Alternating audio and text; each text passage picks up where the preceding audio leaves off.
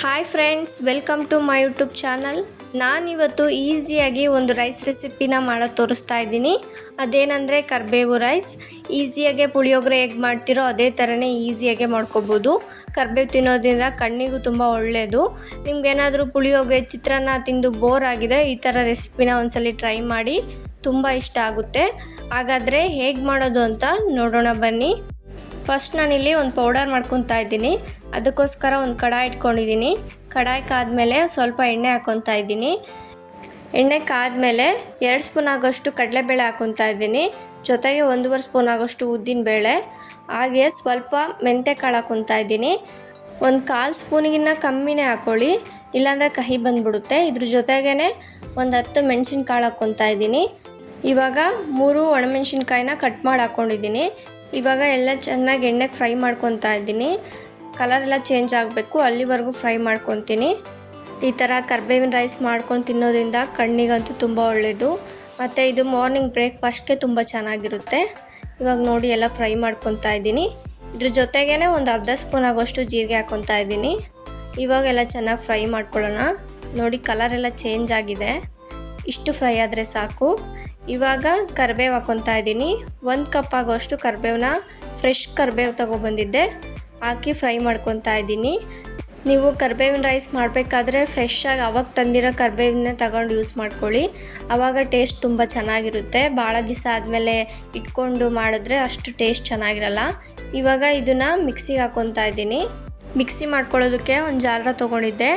ಜಾರಕ್ಕೆ ಇವಾಗ fry ಮಾಡ್ಕೊಂಡಿರೋಂಥ items ಎಲ್ಲ ಹಾಕ್ಕೊಂಡು ಪೇಸ್ಟ್ ಮಾಡ್ಕೋಬೇಕು. ಅದ್ರ ಜೊತೆಗೇ 1 ಎಸ್ಲಾಗೋಷ್ಟು ಹುಣಸೆಹಣ್ಣು ಹಾಕ್ಕೊಂಡಿದ್ದೀನಿ. ನಿಮಗೆ ಬೇಕು ಅಂದರೆ ಹಾಕ್ಕೊಳ್ಳಿ, ಬೇಡ ಅಂದರೆ ಸ್ಕಿಪ್ ಮಾಡ್ಕೊಳ್ಳಿ, ಹುಳಿ ಇದ್ದರೆ ಚೆನ್ನಾಗಿರುತ್ತೆ.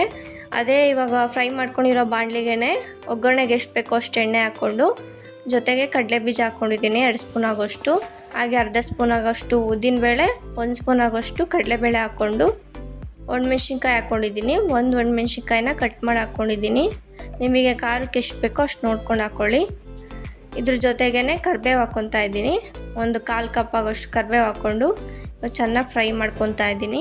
ಎಲ್ಲ ಚಟ ಅಂದಮೇಲೆ ಇವಾಗ ಪೇಸ್ಟ್ ಮಾಡ್ಕೊಂಡಿರೋಂಥ ಪೌಡರ್ನ ಹಾಕ್ಕೊತಾ ಇದ್ದೀನಿ. ನಾನಿಲ್ಲಿ 3 ಸ್ಪೂನ್ ಆಗೋಷ್ಟು ಹಾಕ್ಕೊತಾ ಇದ್ದೀನಿ. ಇನ್ನು ಮಿಕ್ಕಿದ್ದು ಆಮೇಲೆ ಹಾಕ್ಕೊಳ್ತೀನಿ.